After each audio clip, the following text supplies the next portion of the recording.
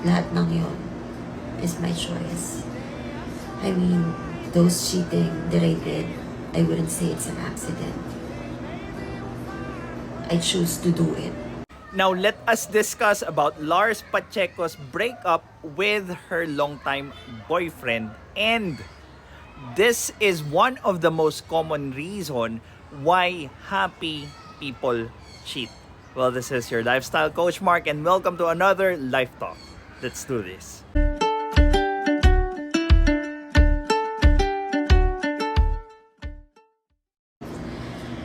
And that's the reason why I wanted to end it all.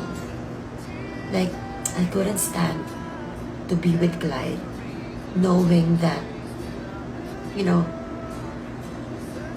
I have feelings for others. Now, kadalasan sa mga nasa in a relationship or long-term partnership, they are confused about how to describe those feelings or emotion na nararamdaman nila para sa ibang tao.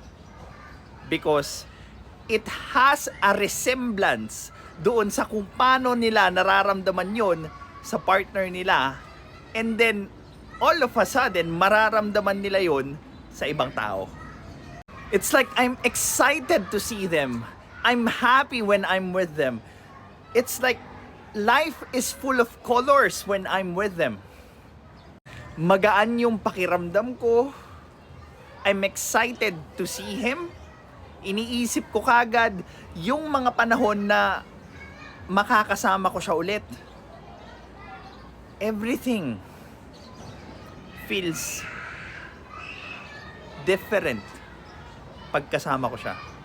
And isa to sa common na nararamdaman ng taong nagtatransgress or nag-uumpisang mahulog yung loob sa ibang tao. Like, ang dami nagsasabi, sayang yung 7 years. Tagal yun, ang dami yun ang pinagdaanan. Pero kasi hindi ko alam kung ano ba, dapat ba akong manghinayang or yun ba yung dapat kong panghawakan yung tagal kaysa sa kung anong totoo kong nararamdaman ngayon. Now, I always advise my clients that it is very dangerous to base your decisions on those emotions. Like for example, sa case ni Lars, how are you sure that whatever you are feeling right now, hindi mo mararamdaman dyan sa next na relationship na gusto mong pasukin? And marami sa kliyente ko nagkakaroon ng pagsisisi after for some time na mawala yung ganong klaseng pakiramdam doon sa pinalit nila sa pamilya nila, sa asawa niya, and ma-realize nila na mahal pa pala nila yung nauna. But hindi na nila alam kung paano aayusin yung nawasak na unang relasyon nila because of the gap that has been created dahil nga pinagpalit nila yung nauna doon sa pangalawa. Not realizing na mauulit-ulit yung emotion, yung feelings na naramdaman niya nang sa tingin niya ma-fell out of love siya doon sa naunang relasyon niya. Marami sa tao ang hindi nakakaintindi ng kung ano ba talaga ang konsepto ng novelty and kung paano ito nakakaapekto sa kung paano natin nakikita, nararamdaman yung mga tao, mga choices na nasa paligid natin. I'll give you a pinakasimpleng example. Ulam. Galit na galit yung mga tao pag kinukumpara yung relasyon nila sa isang ulam. Bakit? Kasi ang adobo, pwede mong lutuin sa ibang paraan, pwede mong prituhin or whatnot. But at the end of the day, yung adobo na yan, darating yung time na magsasawa ka kahit gaano mo ka-favorite yan. And that's the reality of novelty. Mahal ako ni Clyde more than he loves anybody else.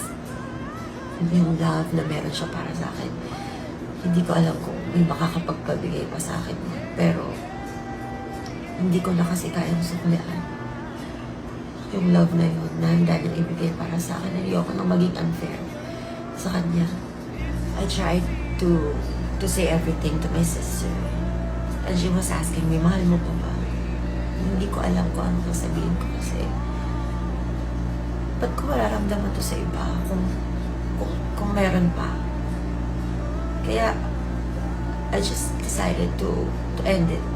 Isa rin sa pinaka-common sa mga Pilipino is hindi talaga nila alam ang real definition ng pagmamahal. They think it's excitement. They think it's the feeling of being in love, yung kagustuhan mo makita yung tao araw-araw, but that's just being in love. Love is what is left when being in love has burned away. Pansinin nyo yung madalas nilang sinasabi na kung saan ito yung naramdaman ko nung una akong na in love dito sa taong ito, and ngayon nararamdaman ko siya sa iba. That's normal. Katulad ng kung paano kayo sobrang saya nung mga panahong yung relasyon nyo ay nasa honeymoon stage. Everything is exciting, everything is an adventure because hindi pa kayo ganun or hindi nyo pa ganun kakilala yung isa't isa. That's why you have a lot of things to explore with one another and do with one another. But as you grow together, namamatay yung ganong klaseng pakiramdam. Well, either dahil sa responsibilidad mo sa trabaho, pagiging empleyado mo, pagiging yung ibang role mo sa buhay, yung mismong pumapatay nung ganong klaseng pakiramdam. And andyan na rin again yung factor na madalas nga kayong nagsasama, na wala ng space para ma-imagine nyo kung ano bang nangyayari dito sa isa. You always know what happens doon sa tao na yun. Kaya, ang ending, wala nang excitement. Wala nang thrill. Wala nang spark. Kasi yung pagmamahal na pwede niyang ibigay sa akin. Parang merong mas iba na deserve nun. I mean, ang kaibahan kasi namin ni Clyde, siya, ginawa niya, akong buhay niya, ako lang. Ako, meron akong siya, meron ako pamilya ko, meron ako sarili ko. And it was like patong-patong sa buhay ko. Siguro, maybe one of the reasons I started having relationship when I was just 15 and it's 2025 now, for 11 years. The needs of an individual is given by a community. Ngayon, kung kukunin ng isang tao yung responsibilidad na ibigay lahat ng pangangailangan ng iisang tao, mababurn out in the long run yung taong nagbibigay ng needs ng single person na yun. And that's very common sa relationship because katulad ng isa sa pinakasikat na mantra sa isang relasyon, ikaw lang sapat na. And ito na yung epekto ng ganong klaseng mindset when it comes to relationship. Ang burnout. Well, of course, if you feel burnt out, ano yung pinakaunang hahanapin mo? Something that's different. Something that's thrilling. Something that's not boring. Something out of the ordinary. Paano mo makikita yun kung ang buhay mo at ang mundo mo lang, siya lang nang siya? Diba? I've been living with all of those three men na dumaan sa buhay ko. And I think siguro ngayon ko palang hinahanap yung freedom, yung sariling mag-isa, yung hindi ko alam. I don't know.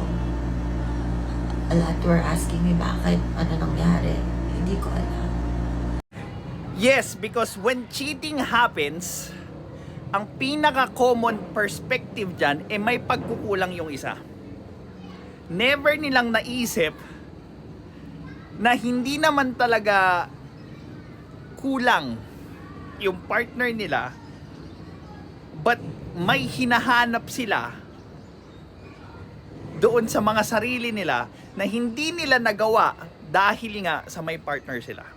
And that's actually to grow, explore, and discover things na hindi niya ma-discover dahil she is in a relationship. And hence, the multiple cheating. When I talk to my clients about cheating, the first thing that we need to do is find out ano yung meaning ng infidelity na ginawa ng partner nila. And most of the time, doon namin nakikita or na-uncover yung mga unfulfilled dreams, unmet needs, and undiscovered self ng mga partner nila na hindi nga nila magawa dahil they are in a relationship. Now, I encourage my clients to stop thinking them as a villain and do away doon sa common mindset that cheating is cheating. Cheating is a far complex topic than most people think or most social media influencers discuss sa kanilang mga channels. Because it involves individuals with dreams and self na hindi pa nila natutuklasan, kaya tinutulungan ko sila to actually mend with the unmet self and undiscovered or unfulfilled dreams. Cheating is never the end of things, but it's just one of the way that we could discover more about one another. Well, this is your lifestyle coach, Mark. You could book a free clarity session so that we could check whether we could work together towards your goal. Have a good day.